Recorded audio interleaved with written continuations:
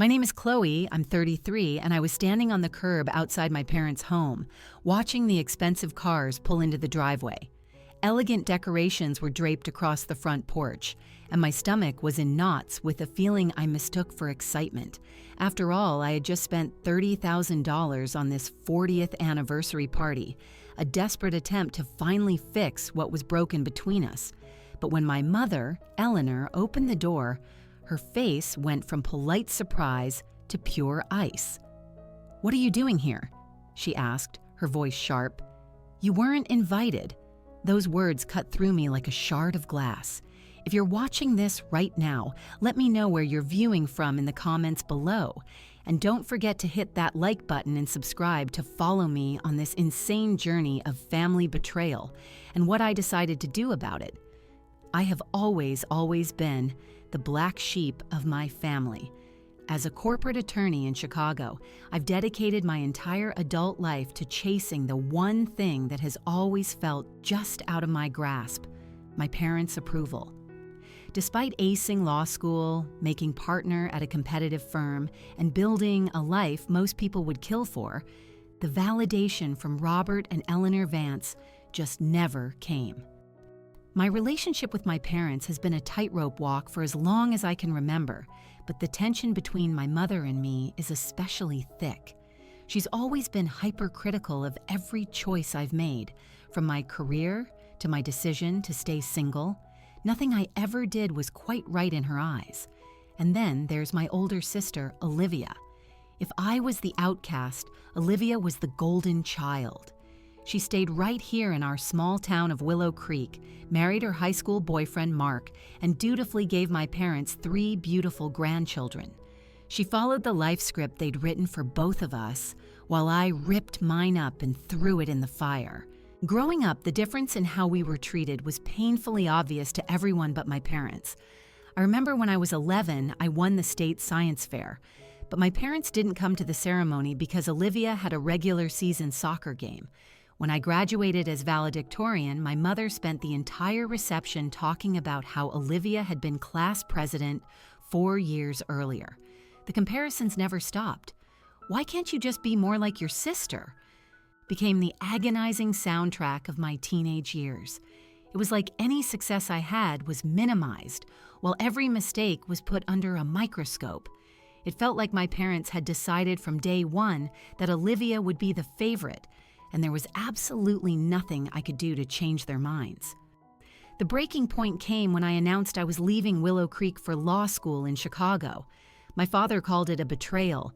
"We raised you to be a part of this community," he said, as if my personal ambitions were a direct insult to him.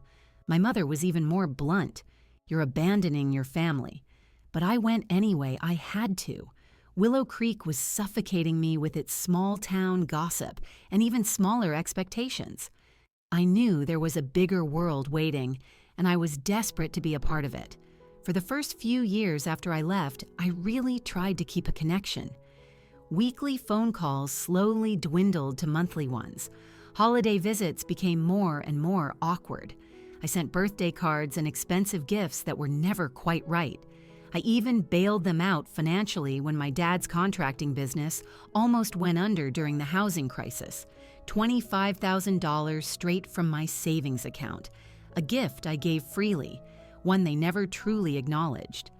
Despite all the distance, both physical and emotional, I never gave up on trying to build that bridge. I kept thinking, surely there must be some way to make them see me, to finally make them proud. That desperate hope just never quite died, even though it probably should have. Last month, I was scrolling through social media when I saw a post from Olivia about our parents' upcoming 40th wedding anniversary. I was floored.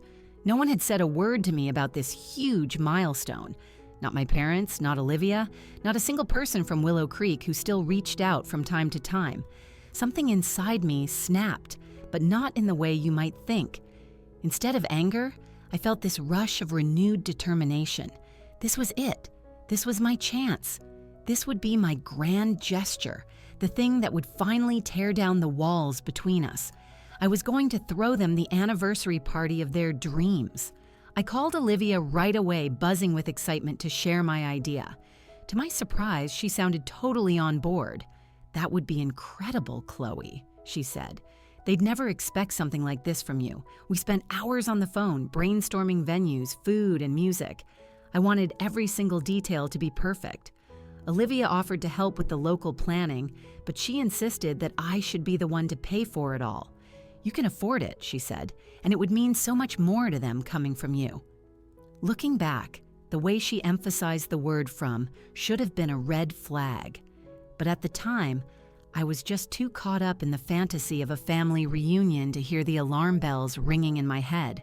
Olivia promised to keep the whole thing a complete secret from our parents. "We'll surprise them," she said. "It'll be the perfect gift." I hung up the phone feeling more hopeful than I had in a decade. Finally, I'd found a way to show them how much I cared. Finally, I would be the daughter they always wanted. If only I had known what was really going on behind my back. If only I'd recognized the same old pattern playing out all over again. But hope is a powerful drug, and I was high on the possibility of healing my family. I couldn't have imagined how completely that hope was about to be shattered, or how public the humiliation would be when I showed up on their doorstep, uninvited to the very party I had paid for. Planning the perfect anniversary party became my singular obsession over the next few weeks. I was dead set on creating an event that would make my parents not just happy, but proud to call me their daughter. I wanted everything to be flawless. After a few long calls with Olivia, we settled on the perfect venue, the River Bend Estate, a gorgeous historic mansion overlooking Willow Creek Lake. My mother had once mentioned, during a rare, peaceful conversation, that she'd always dreamed of having an event there. "It's like something out of a storybook," she'd said with a wistful sigh. "Your father proposed to me on that very lakeshore, you know. I immediately got in touch with the estate and was ecstatic to find out they had an opening on the exact date of my parents' anniversary. The rental fee was a steep $10,000 for the evening, but I didn't even blink. This was my chance to finally do something right in their eyes." Next up was the food. Olivia suggested Antonio's Trattoria, our parents' favorite Italian place in town. They had celebrated every single major family milestone there since before I was born. I arranged for a custom menu with all their favorites: stuffed mushrooms, veal saltimbocca, and a huge tiramisu for dessert. The catering bill alone was $8,000, but I told myself that authentic, top-tier food was worth every single penny. I hired a professional photographer, a string quartet to play during dinner, and a local florist who created these breathtaking arrangements of white hydrangeas and roses, my mother's favorites. I even commissioned a custom cake, a 3-tiered work of art decorated with edible gold leaf and topped with a little replica of my parents' original wedding topper. The total cost quickly ballooned to $30,000, practically wiping out my savings. But I convinced myself it was an investment. How could they not see my love and dedication after a gesture this grand? Throughout the whole planning process, I had regular calls with Olivia to coordinate the details. She was supposed to be my boots on the ground in Willow Creek, making sure everything went off without a hitch while keeping the party a secret. But as the weeks went by, I started to notice some troubling signs. Olivia became harder and harder to get a hold of. She'd take days to answer my texts and would often miss our scheduled calls, offering vague excuses about being busy with her kids or having bad cell service. When I asked to see the guest list because I wanted to make sure all the important people from my parents' lives were there, Olivia got weirdly defensive. "I've got it handled, Chloe," she insisted. "You don't need to micromanage everything from Chicago." Her tone stung, but I backed off. I didn't want to create any friction when we were finally working together on something. Besides, she was probably right. She knew the local crowd better than I did after being gone for over a decade. As the date got closer, I sent the first big payment to the event planner, a woman named Sarah, whom Olivia had recommended, a $15,000 deposit with the rest due on the day of the event. I got a polite thank you email from Sarah, confirming she'd received the payment and assuring me that everything was on track. But something felt off. Whenever I asked for specific details about the preparations, Olivia would just give me these vague assurances. "Everything's taken care of," she'd say, before quickly changing the subject. My anxiety spiked when I noticed Olivia had created a private Facebook group for the party, but hadn't invited me. When I brought it up, she just brushed it off as an oversight and added me right away. But I couldn't shake the feeling that something was wrong. 2 weeks before the party, I still hadn't seen a detailed timeline or final confirmation of the arrangements. My calls to Sarah, the planner, started going straight to voicemail, and her emails became super brief and non-specific. All proceeding as planned, she wrote in response to a long list of my questions. "Olivia has provided all necessary instructions." That's when the knot in my stomach tightened into a ball of ice. Why was Sarah taking instructions from Olivia when I was the one footing the entire bill? I tried calling Olivia again, but she didn't answer. Instead, she just texted me back, "Super busy with party prep. We'll call you tomorrow." But tomorrow came and went with no call. My instincts were screaming at me that something was deeply wrong, but I kept pushing those thoughts away. This was my sister. We had our issues, but surely she wouldn't sabotage something this important. Still, I couldn't ignore the growing sense of dread. I decided to change my flight and fly into Willow Creek a day earlier than I'd planned, telling myself it was to help with last-minute prep. But really, it was to see for myself what the hell was going on.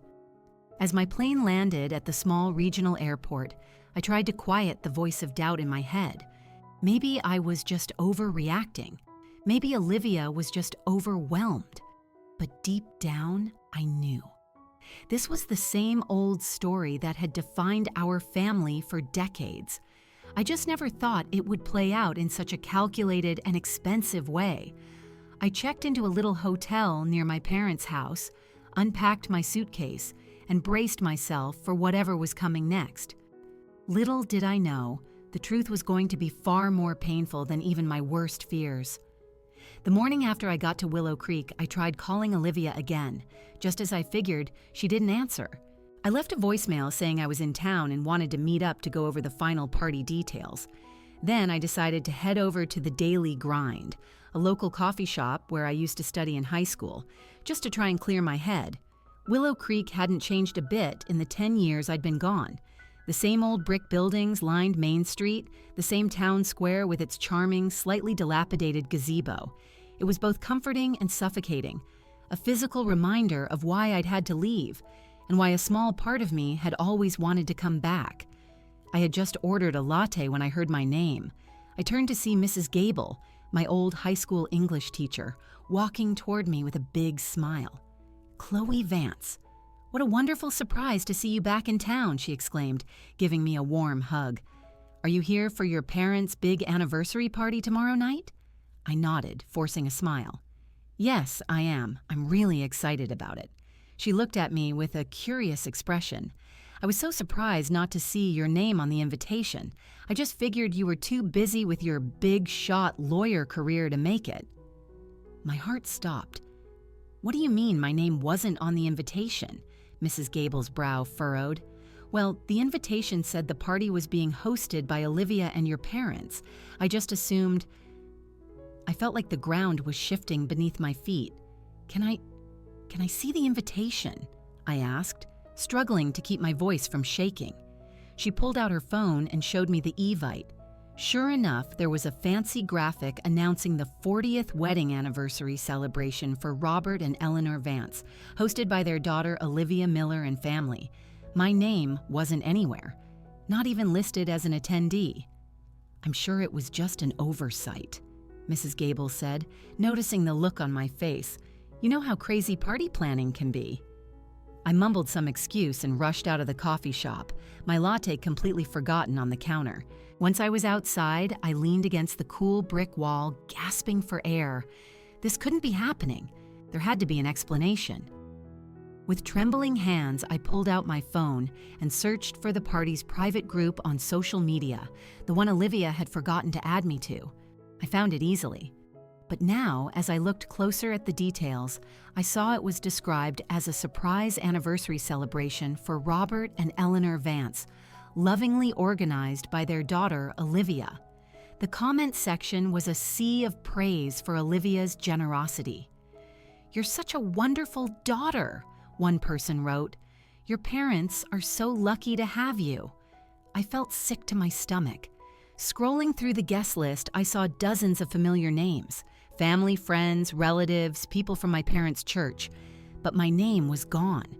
I had been removed from the guest list of the very party I was paying for. In a complete daze, I walked back to my hotel and opened my laptop. I pulled up all my email exchanges with Sarah, the event planner, and reviewed the contracts I had signed. Everything was in my name. All the payments had come directly from my bank account. There was no mention of Olivia anywhere in the official paperwork. I called Sarah again, and this time she answered, sounding surprised to hear from me. "Chloe, I wasn't expecting to hear from you directly. Olivia handles all the communication." "Sarah," I said, fighting to keep my voice level, "I need you to clarify something for me. Who is officially hosting this party?" I demanded answers. This time, when I called Olivia, she picked up right away. "Chloe, why are you calling me again? I told you I'm busy with the final preparations. Preparations for the party I'm paying for but apparently am not invited to." I shot back, my voice dripping with ice. There was a sharp intake of breath on the other end. "What are you talking about?" "Don't play dumb with me, Olivia. I'm in Willow Creek. I've seen the invitation. I've spoken to Sarah. I know what you did." The facade instantly crumbled. "You don't understand," she said, her voice taking on that whiny, pathetic tone it always did when she got caught. "Mom and Dad would appreciate this more coming from me. You know how they are. So you just decided to steal my idea and my money? To pretend this was all you're doing? To deliberately uninvite me from the party I'm funding?" "I didn't uninvite you," she protested weakly. "I just didn't include you on the guest list. There's a difference. A difference that means I wouldn't be there to contradict your little story about being the perfect, generous daughter," I replied, the pieces of her disgusting plan clicking into place. "This was never about giving Mom and Dad a wonderful anniversary. This was about you getting all the credit, all the praise, all the gratitude, just like always." "That's not fair," Olivia snapped. "I did all the actual work on the ground. All you did was write a check. Anyone can do that." Her words hit me like a punch to the gut. "A $30,000 check, Olivia. Money I saved for years. Money I earned working 80-hour weeks while you were posting photos of your perfect little family on social media. You always have to make it about money," she spat back. "Just because you chose some soulless career that pays you a fortune doesn't make you better than me." I almost laughed at the sheer absurdity of it. Better than you? My entire life has been a nonstop lecture about how I'm not as good as you, and now you've stolen the one thing I tried to do to finally earn their approval. "They're my parents, too," she said, her voice petulant. "And I'm the one who stayed. I'm the one who gives them grandchildren. I'm the one who takes care of them. And I'm the one who pays for it all," I replied quietly. "The new roof last year. Dad's medical bills when his insurance wouldn't cover that specialist. The down payment on their new car. Who do you think funded all of that, Olivia?" There was dead silence on the other end. "You know what the saddest part is?" I continued. "I genuinely thought this time would be different. I thought we were finally acting like sisters. I thought this party would heal our family. It will," Olivia insisted. "Just not in the way you planned." I ended the call without saying another word, my mind reeling from the scale of the betrayal, not just from Olivia, who I knew was selfish and competitive, but from my parents. They must have known where the money for such an extravagant party was coming from. They had to have questioned how their supposedly struggling daughter was funding this massive celebration. But they had chosen, just like they always did, to believe the story that made Olivia the hero and me the villain. Or in this case, the absent failure who couldn't even bother to show up to her own parents' anniversary. As I sat in my quiet hotel room, surrounded by the ghosts of my childhood, I made a decision. I wasn't going to slink away in defeat this time.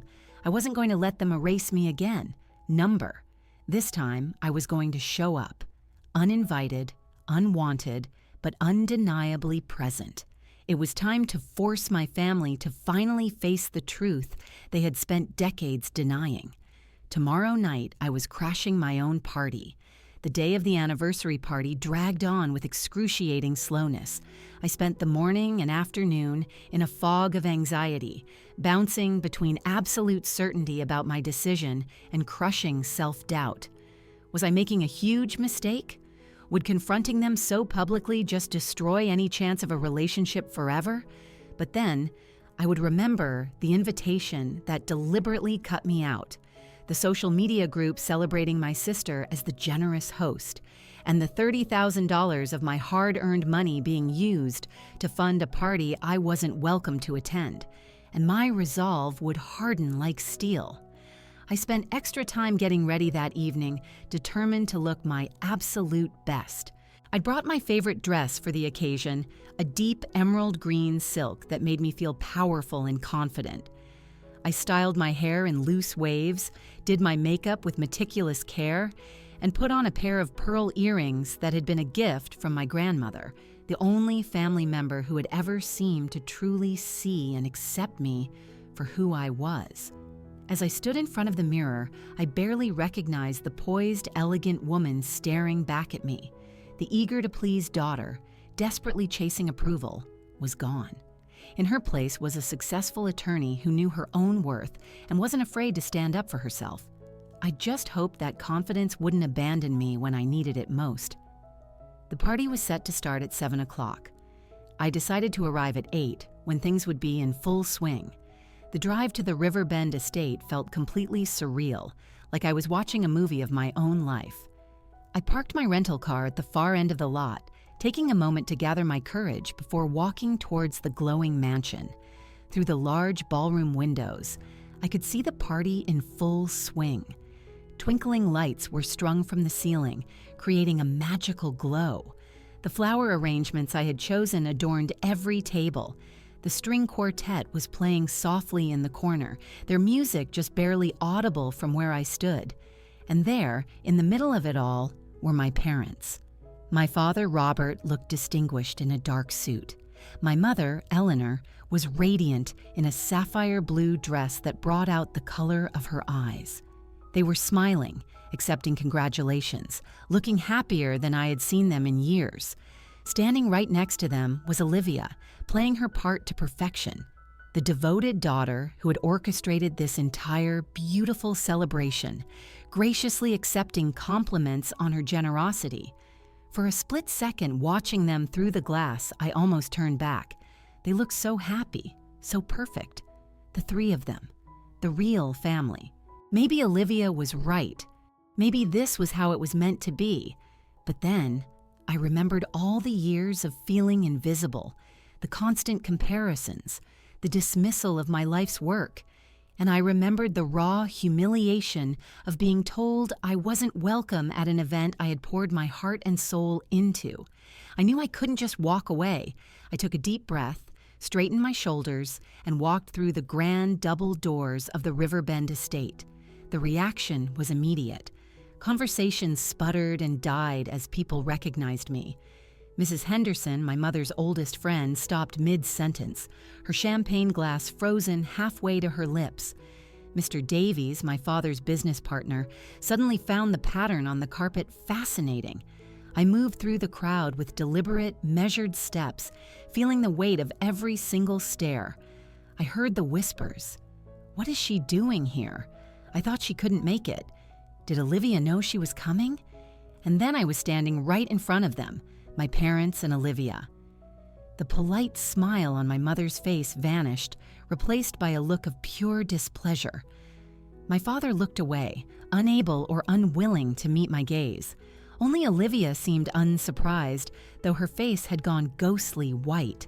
"Chloe," my mother said, her voice sharp with that familiar note of disapproval. "And what are you doing here? You weren't invited."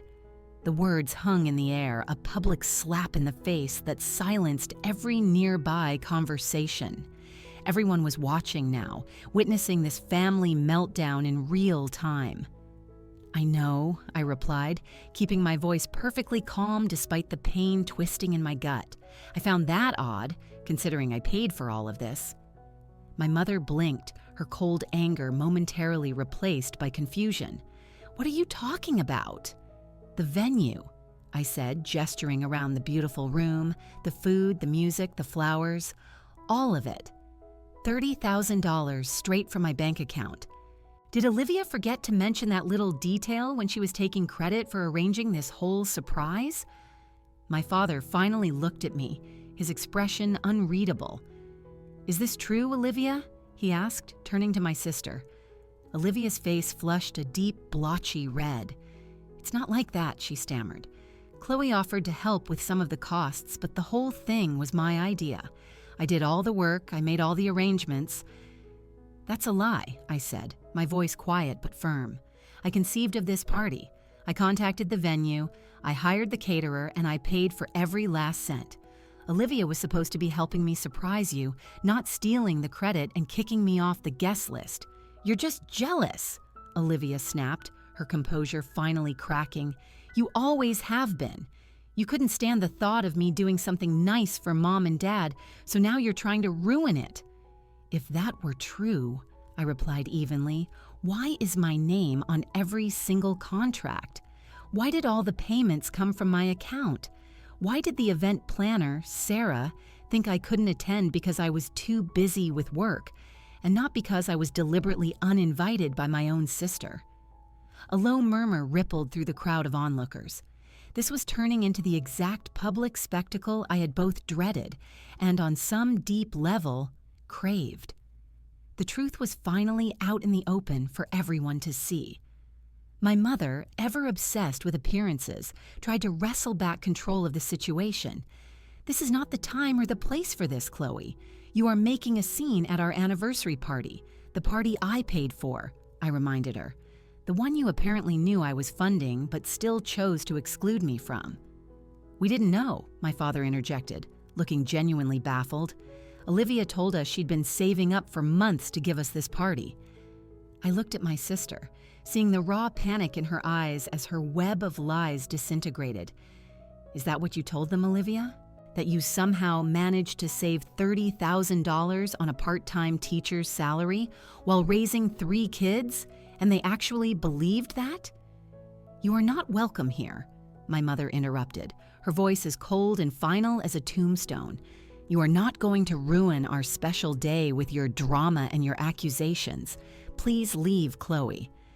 I just stood there, surrounded by people who had known me my entire life, being publicly thrown out by my own mother at an event I had funded with my life savings.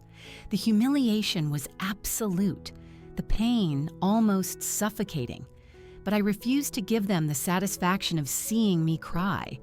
Instead, I straightened my shoulders, met my mother's icy gaze, and said one simple word: understood. Then I turned and walked out of the Riverbend estate, my head held high even as tears threatened to spill down my cheeks. I had wanted this night to bring healing and reconciliation.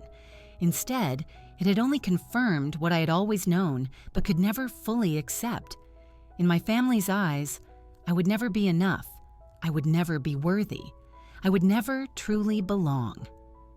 As I stepped out into the cool night air, I felt something inside me shift. A lifetime of begging for approval from people who were incapable of giving it suddenly seemed like a colossal waste of time. I had built my entire identity around being the rejected daughter, the one who always had to prove herself, but standing there, with the sound of the party music continuing on without me, I realized I was done. Done proving myself. Done seeking validation from people who had shown me, time and time again, that they couldn't see my worth. It was time to stop being a victim in my family's story. It was time to take control of my own. And as I walked towards my rental car, a plan began to form in my mind. I sat in my rental car, hands gripping the steering wheel so hard my knuckles were white, though the engine was off. Tears blurred my vision, but I refused to let them fall. I had spent a lifetime crying over my family's rejection. I wasn't going to waste another drop on them tonight. The humiliation of being thrown out of the party I paid for burned through me, a white-hot flame of anger that slowly cooled into cold, hard resolve. For 33 years, I had been the victim in my family's story, the one who was never good enough, never smart enough, never lovable enough. But I wasn't that scared little girl anymore. I was Chloe Vance, attorney at law, a woman who had built a successful life for herself on her own terms. I didn't need their approval to validate my own existence. With a sudden, shocking clarity, I realized I held a power they couldn't take from me, my money. The very thing Olivia and my parents had been so happy to take advantage of while simultaneously pushing me away. I pulled out my phone and opened my banking app. The final payment of $15,000 to the Riverbend estate was scheduled to process the next day, completing the $30,000 total. With a few taps, I marked the transaction as disputed and blocked any further withdrawals to the venue or any of its vendors. Then I called Sarah, the event planner. To her credit, she answered immediately, even though she was in the middle of a party. "Chloe, is everything okay?" "Not exactly, Sarah," I said. "I've just been thrown out of my parents' anniversary party by my mother and sister." There was a shocked gasp on the other end. "Oh my God, I'm so sorry. I had no idea." "Neither did I replied. "But I need to be very clear about something. I am disputing the final payment for tonight's event. The initial deposit is all you'll be receiving from me." There was a pause. "I understand you're upset, Chloe, but we have a contract. The vendors all need to be paid. The food has been served. The musicians are playing." "I know," I interrupted, "and I'm truly sorry to put you in this position. You've done a wonderful job. But I cannot, in good conscience, pay for a celebration I've been explicitly told I am not welcome at." Another pause, longer this time. "What would you like me to do?" she finally asked, her voice professional but strained. "Nothing dramatic," I assured her. "I'm not asking you to shut the party down, but if my parents or my sister don't arrange for alternative payment within the next 30 minutes, I would appreciate it if you would quietly inform them that all services will be ceasing." I hung up, feeling not a shred of guilt, only a grim satisfaction at finally standing up for myself. This wasn't about revenge. It was about refusing to be a doormat any longer. I started the car and drove to a small, quiet bar about a mile from the estate. I ordered a martini and sat at the bar trying to process everything that had just happened. I had just taken my first sip when my phone rang. My father's name flashed on the screen. I almost didn't answer, but I decided I owed it to myself to see this through to the end. "Chloe," my father's voice was tight with rage. "What have you done?" "Hello to you too, Dad," I replied, keeping my voice cool. "I assume Sarah has spoken with you." "This is unacceptable," he snapped. "The caterers are packing up the food. The bar just stopped serving drinks. The musicians are demanding to be paid. This is humiliating." "It does sound stressful," I acknowledged. "Maybe Olivia can cover the costs, since she was so eager to take all the credit for the party." "Don't be ridiculous," he scoffed. "You know she can't afford this. How could you do this to us, in front of all our friends?" "Actually," I said, taking another sip of my martini, "I do know exactly how embarrassing this is. I experienced it firsthand about an hour ago, when my own mother told me I wasn't welcome at an event I conceived of and paid for. When my sister lied to everyone's faces. When my family, once again, showed me exactly where I rank in their list of priorities. That's not fair," my father protested, but his voice lacked conviction. "No," I agreed, "it's not. None of this has been fair for 33 years. I could hear my mother's shrill voice in the background, demanding he give her the phone. There was a rustle, and then her sharp tone cut through the line. "Don't tell me this is true. Are you actually sabotaging our anniversary party because your feelings got hurt? How dare you? How dare I?" I repeated, a lifetime of suppressed rage finally finding its voice. How dare I expect to be treated with basic human decency by my own family? How dare I object to being publicly humiliated and thrown out of an event I paid $30,000 for? How dare I finally stand up for myself after decades of being treated like I am worth less than Olivia? "You have always been so dramatic," my mother sneered, "always making everything about you."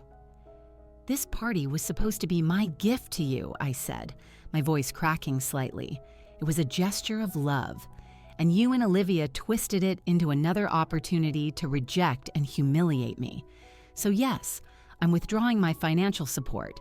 If that makes me dramatic, then so be it." "You will transfer that money right now," my mother demanded. "Our guests are leaving. This is completely unacceptable." "No," I said simply. "I will not. What do you want, Chloe?" My father's tired voice returned. "An apology? Fine. We're sorry you felt excluded. Is that enough?" "What I want," I said slowly, "is for you both to acknowledge what happened here. I want Olivia to admit to everyone that this party was my idea and my money. I want you to recognize that I have spent my entire life trying to win your approval while you consistently favored my sister. And I want a genuine apology, not for how I felt, but for how I was treated." There was a long, heavy silence. Finally, my mother spoke again, her voice cold and final. "That is not going to happen. You can either release the funds or you can be responsible for ruining this evening for everyone." I closed my eyes, absorbing the final, crushing truth. Even now, faced with the consequences of their actions, they were incapable of seeing their own fault. "I see," I said quietly. "Then I guess we all have to live with our choices. I hope you have a pleasant rest of your evening." I ended the call before they could reply, turned off my phone, and ordered another martini. For the first time in my adult life, I had stood up to my family. I had refused to play the role they assigned me. It didn't feel like a victory. There was too much sadness for that. But it did feel like the first step towards something new. As I sat in that quiet bar, miles away from the chaos I had created, I realized I had finally done what I should have done years ago. I had stopped giving my power away. The path forward was a complete unknown, but one thing was certain. I would never again let my family define my worth. That chapter of my life was finally, irrevocably closed. In a small town like Willow Creek, news travels at the speed of light. By the next morning, the entire town was buzzing about what had happened at the Vance anniversary party.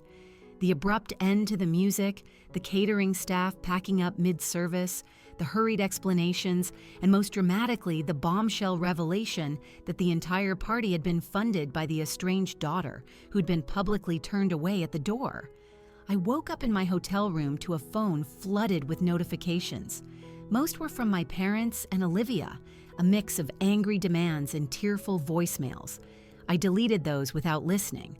But there were others. Messages from distant cousins, old high school friends, and family acquaintances, all expressing some combination of shock, support, and morbid curiosity.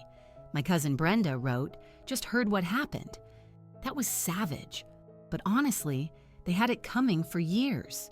My Aunt Caroline simply said, "Call me when you can." "There are things about your mother you should probably understand." And a friend from high school texted, "The whole town is talking. Team Chloe, all the way." I sat on the edge of the bed, scrolling through the messages with a strange sense of detachment. For my entire life, I had obsessed over what these people thought of me. Now I found I didn't really care. Their opinions, whether good or bad, no longer held any power over me. I ordered room service and considered my next move. My original plan was to fly back to Chicago immediately. What was the point of staying? But something held me back. Running away now would feel like admitting defeat, like letting my family have the last word. Besides, a small, persistent part of me wondered if this dramatic implosion might actually be the start of some kind of real resolution. I was finishing my coffee when there was a knock at my door. I opened it to find my Aunt Caroline, my mother's younger sister, standing in the hallway. "Aunt Caroline," I said, genuinely surprised. "What are you doing here?" "Can I come in?" she asked, her expression serious. "We need to talk." I hesitated, then stepped aside. Aunt Caroline had always been kind to me, but she'd never openly taken my side against my mother. "How did you find me?" I asked as she sat in the armchair by the window. "Willow Creek has exactly 2 hotels." "Chloe," she said with a faint smile, "it wasn't exactly detective work. Besides, the whole town is looking for you." I sat on the bed facing her. "I assume you heard what happened." "The whole town has," she confirmed, "though I'm sure the story changes depending on who's telling it." "And what version are you here to tell me?" I asked, unable to keep the wariness out of my voice. Aunt Caroline sighed. "None of them. I'm here to tell you something you should have been told years ago, something that might help you understand, though not excuse, why your relationship with your mother has always been so difficult." I felt a flicker of curiosity mixed with dread. "What are you talking about?" "Your mother and father," she began, pausing to find the right words. "Their marriage was encouraged. Your grandparents pushed the match. The Vances had status, and our family needed that connection. Your mother had other dreams. She wanted to be a teacher. She wanted to travel. But that wasn't the life that was chosen for her." I frowned, not seeing the connection. "What does that have to do with me?" "When your mother got pregnant with Olivia, it cemented her into a life she hadn't fully chosen. But by the time you came along, 4 years later, a lot of resentment had already set in. Your father was always working, building his business, leaving your mother alone to raise the kids." "You weren't a burden," she corrected before I could say it. "You were a reminder, a bright, fiery, independent reminder of everything she had given up. As you grew up, your determination to leave Willow Creek and build a career on your own terms. It was like she was watching a version of herself that she had to suppress, and that was deeply painful for her. I let that sink in. So she resented me for having the courage to do what she couldn't." Aunt Caroline nodded slowly. "I believe so, though I doubt she's ever admitted that, even to herself. It was always easier to favor Olivia, who followed the traditional path, who validated your mother's choices by making the exact same ones." "That explains some things," I admitted, "but it doesn't excuse decades of neglect or what they did the other night." "Number." "It doesn't," Aunt Caroline agreed. "Nothing excuses that. I'm not asking you to forgive them, Chloe. I just thought you deserved to know that the problem was never really you. It was always them." That conversation didn't magically heal the wounds, but it provided a context that made the pain slightly less personal, slightly more understandable. After she left, I decided to stay one more day. That afternoon, my phone rang. It was Olivia. I hesitated, then answered. "We need to talk," she said, her voice thin and shaky. "In person. Please." I agreed to meet her at a small park. When I arrived, she was already on a bench, looking smaller and more vulnerable than I had ever seen her. "Thank you for coming," she said as I sat down, leaving a deliberate space between us. "I'm sorry," she whispered, the words tumbling out. "What I did was awful. Taking credit for your party, lying to everyone. It was all wrong." "Why?" I asked, the one question that still burned inside me. She looked down at her hands. "Because I was jealous," she admitted quietly. "You have this glamorous life in Chicago. You make more money in a month than I make in a year. I'm stuck here, teaching 3rd grade, raising 3 kids on a tight budget. When you came in with this idea for a lavish party, something I could never in a million years give them, I just snapped. So you stole it," I said bluntly. "Yes," she whispered, and then it just spiraled. Once I started the lie, I couldn't figure out how to stop it without everyone finding out what I'd done. "And Mom and Dad?" I asked. "Did they really not know?" She hesitated. "They suspected," she finally admitted. "They questioned how I could afford it. I told them I'd been saving for years. I don't think they fully believed me, but they wanted to. because it was easier to accept your lie than to acknowledge my generosity, I finished for her. Probably, she agreed. We sat in silence for a long time. What happens now? She finally asked. I don't know, I answered honestly. There has to be a way forward, she insisted. You're my sister. Despite everything, I do love you. I looked at her, this woman who had been my rival for my entire life. Love shouldn't look like what you did, I said quietly. I know, she whispered, but maybe it can look different if you're willing to try. I didn't make any promises, but I did agree to one more conversation before I left, with all of them together. We met the next morning at a small cafe on the outskirts of town. It was painful. There were moments of defensive anger from my mother and awkward peacemaking from my father. But underneath it all, something new was there. A reluctant acknowledgement that they had treated me unfairly. I just don't understand why you couldn't be happy with the life we wanted for you, my mother said at one point, accidentally revealing the entire problem. Because it wasn't the life I wanted for myself, I replied, and parents are supposed to love their children for who they are, not who they wish they would be. My father, in a rare moment of insight, added, We failed at that. With both of you. It wasn't a perfect reconciliation, but it was a crack in the wall of denial that had defined our family for decades. As I flew back to Chicago, I carried with me not the healing I had hoped for, but something more valuable, a clear-eyed understanding of my family and of myself. The truth was finally out, and for the first time, I was no longer seeking their approval. I was simply Chloe Vance, complete in myself, regardless of how they chose to see me. The journey back to a new kind of normal with my family didn't happen overnight.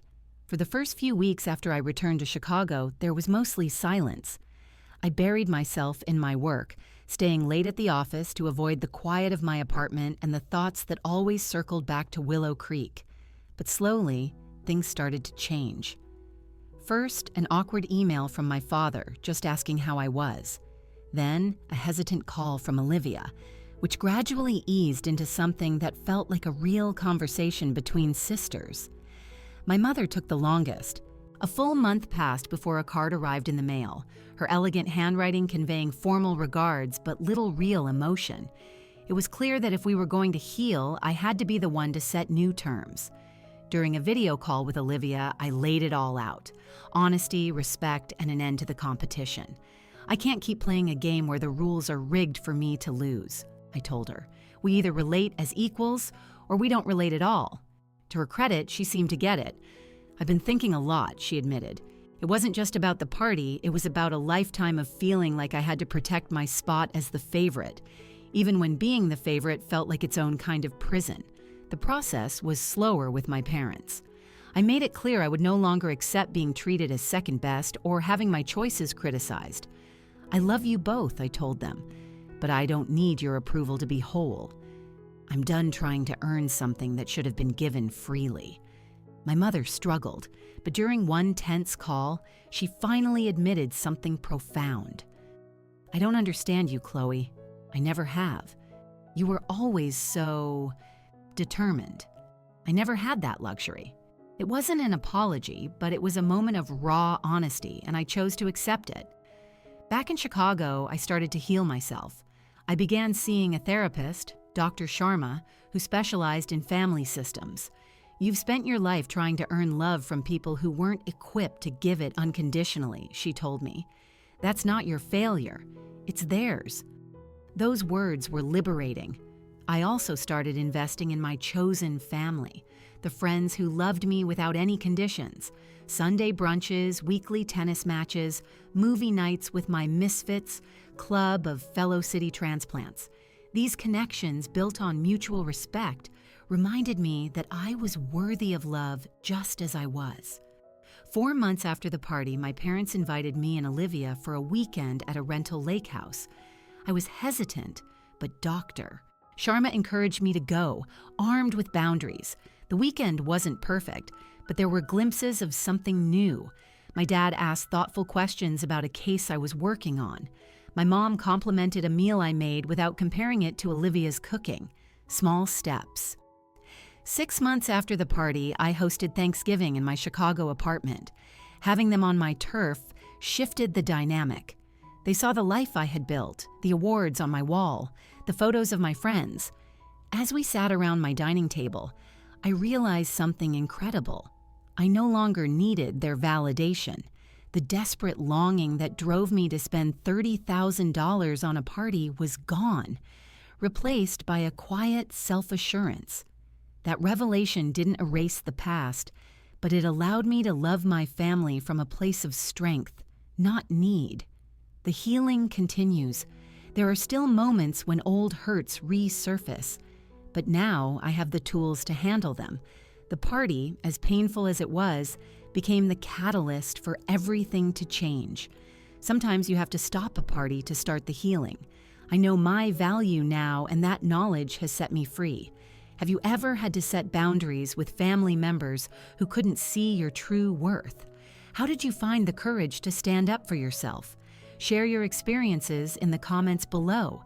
And if this story resonated with you, please like, subscribe, and share it with someone who might need to hear that their worth is not determined by family approval.